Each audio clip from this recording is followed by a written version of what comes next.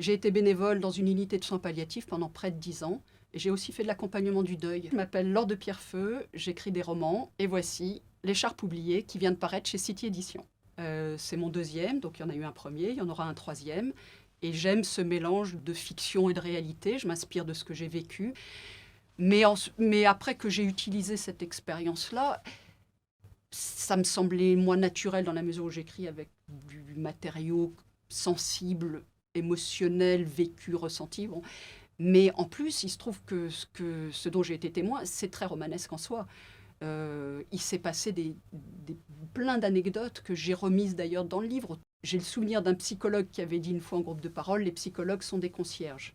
En fait, pour ce côté histoire de vie dont ils sont témoins. Et je pourrais dire un peu ça aussi des bénévoles. On est témoin d'histoires de vie parce qu'au travers de ce que le malade va raconter, mais aussi la famille, enfin, moi, je pourrais vous parler des heures de gens que j'ai rencontrés qui sont encore très, très, très présents dans ma mémoire parce que des parcours de vie que j'aurais jamais imaginés, des gens que j'aurais jamais côtoyés dans ma vie ordinaire. Donc voilà, il y a quelque chose de très romanesque parce que la vie est romanesque. J'ai fait la rencontre d'une bénévole justement qui m'a raconté son expérience et la façon dont elle en parlait, très chaleureuse, très humaine, positive aussi. Elle me disait, on ne sait jamais ce qu'on donne, mais on sait ce qu'on reçoit. Ça m'a intriguée. Et puis, j'ai fait le lien avec une préoccupation qui avait quand même toujours été la mienne autour de la façon dont on aborde la fin de la vie, la mort, le deuil, des questions qui étaient assez précoces chez moi, je crois. Et j'ai eu envie d'aller voir d'un peu plus près. Il y avait beaucoup de curiosité et puis une forme de défi personnel aussi. Est-ce que je vais être capable? Qu'est-ce que je vais pouvoir faire? Qu'est-ce que je vais pouvoir apporter à des gens dans cette période de dénuement extrême qui est la fin de la vie? Quand on va voir une personne qui est allongée sur son lit d'hôpital, c'est toujours un moment un peu inquiétant parce qu'il y a tout l'inconnu en fait. Quand on pousse une porte, c'est l'inconnu. On ne sait pas à qui on va avoir affaire, on ne sait pas l'état d'esprit de la personne, son état de santé. Donc c'est vraiment l'impression, d'ailleurs dans mon roman je parle de plonger, mais c'est vraiment on plonge comme du haut d'un plongeoir et on se jette à l'eau. En fait la meilleure arme qu'on peut avoir pour rentrer dans une chambre, c'est d'en avoir aucune. C'est d'arriver complètement dépouillé de tout et c'est cet exercice-là qu'on apprend à faire et qui pour moi donne toute la valeur à ce bénévolat, c'est quand on rentre dans une chambre, on laisse son cerveau au vestiaire. On est vraiment dans une espèce d'essentiel de réceptivité, de disponibilité pour l'autre, libre à lui d'en faire usage ou pas. Il se passe quelque chose, il se passe rien, la conversation devient parfaitement banale ou pas, ou elle est beaucoup plus profonde, où des gens vous confient des choses, ou au contraire, ils ont juste envie de regarder la télé avec vous, ou tout simplement le malade est dans un semi-coma, ça arrive souvent, et on est là, on apporte une présence physique, et là, c'est vraiment de l'ordre de la présence corporelle, du souffle, de la respiration, éventuellement du toucher, mais avec beaucoup de précautions. Voilà, donc c'est vraiment l'inconnu quand on rentre dans une chambre.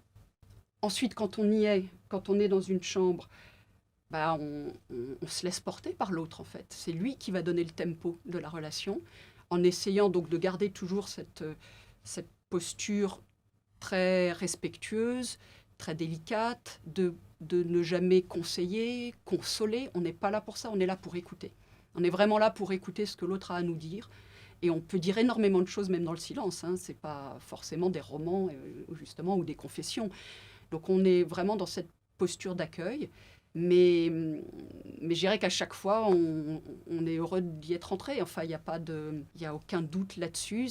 Même si on a été jeté d'une chambre, par exemple, un malade qui vous dit ah, en gros, mais qu'est-ce que vous venez faire là? Foutez-moi la paix.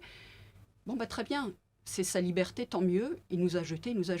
C'est pas un échec. Ça se comptabilise pas comme ça. Le personnage d'Henri, qui est donc ce vieil homme sur son lit d'hôpital dans un service de soins palliatifs, m'a été inspiré par quelqu'un que j'ai rencontré. Il y a 2 phrases en fait dans mon livre qui sont vraiment des phrases que j'ai entendues et qui m'ont marquée et à partir desquelles j'ai élaboré une histoire. Parce qu'évidemment, je ne raconte pas l'histoire de cet homme, je ne la connais pas en fait. Mais j'ai imaginé toute une intrigue autour de cet homme. Et donc ce personnage d'Henri m'avait accueilli dans sa chambre en disant voilà, j'ai 90 ans, j'ai vécu une vie super, j'ai plus rien à vivre maintenant, je suis vieux, mon état se dégrade. Je suis prêt, j'attends la mort. Et il avait ce discours comme ça très apaisé en apparence, et en même temps, avec les soignants, l'équipe médicale, Cette phrase m'avait marquée. Une des infirmières avait dit, oui, il veut mourir, mais il lâche rien. Et en fait, c'est ce paradoxe de j'ai envie de mourir, mais je m'accroche à la vie, qui m'avait... Voilà, j'avais retenu cette phrase, ça m'avait intéressée. Enfin, c'était pas la première fois que je l'entendais, mais il ne lâche rien m'avait vraiment marqué. Et à partir de là, j'ai imaginé une raison pour laquelle ce personnage n'arrive pas à mourir, en fait. Ce que j'ai appris au contact des personnes en fin de vie, et puis tout simplement des personnes qui vont mourir, enfin, disons les choses, donc de cette proximité de la mort, de cette omniprésence de la mort. Dans un service de soins palliatifs, il y a des décès. Ce que j'ai appris, c'est une vraie question que je me pose et que je me poserai toujours. Je crois que j'ai appris beaucoup et rien. C'est-à-dire que j'ai appris beaucoup parce que cette intensité de la vie, ou en tout cas cette permanence de la vie, voilà, la vie jusqu'au bout, ça c'est quelque chose qui m'a frappée, effectivement, et j'ai plus appris sur la vie que sur la mort. J'ai appris énormément dans cette façon d'être au cœur à cœur, à l'os, quoi, quasiment avec les gens, comme ça, à ce moment très très particulier. Un amour de la vie qui est encore plus fort qu'avant. Pour autant, je reste très humble. C'est pas pour autant que la mort a perdu de son mystère. C'est pas pour autant qu'elle a perdu de son caractère terrifiant. C'est pas pour autant que je suis plus prête à mourir, et encore moins à voir mourir les autres, parce que souvent la mort, ça reste assez théorique. Il y a sa propre mort, la mort des autres. Et je suis pas du tout prête à voir les gens que j'aime mourir autour de moi, pas plus qu'avant. Alors, la façon dont mes proches ont réagi quand je leur ai dit « je vais être bénévole en soins palliatifs », deux réactions me viennent en tête. D'abord, celle de mon fils aîné à l'époque, ado, qui me dit « oh, c'est glauque ton truc, c'est horrible, qu'est-ce que tu vas faire, c'est morbide, fais autre chose si tu veux faire du bénévolat, il y a 1000 façons d'aider les autres, mais alors celle-là... » Bon, donc l'incompréhension.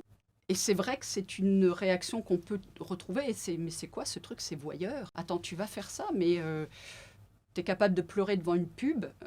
Tu crois que tu vas pouvoir rentrer dans une chambre avec quelqu'un en train de mourir, enfin qui va mourir. Tu vas pas tenir le coup. Bah non, moi j'ai pas trouvé que c'était morbide ou glauque. Alors évidemment, quand on est bénévole et qu'on va voir quelqu'un, ça n'est ni son père, son frère, son mari, son enfant, son compagnon, voilà, donc on n'est pas touché de la même façon. On est touché parce que, en tant qu'être humain, voir un autre être humain dans cet état de dépouillement, justement, ou de vulnérabilité, évidemment, ça peut toucher. Et on peut pleurer dans une chambre. C'est pas un problème.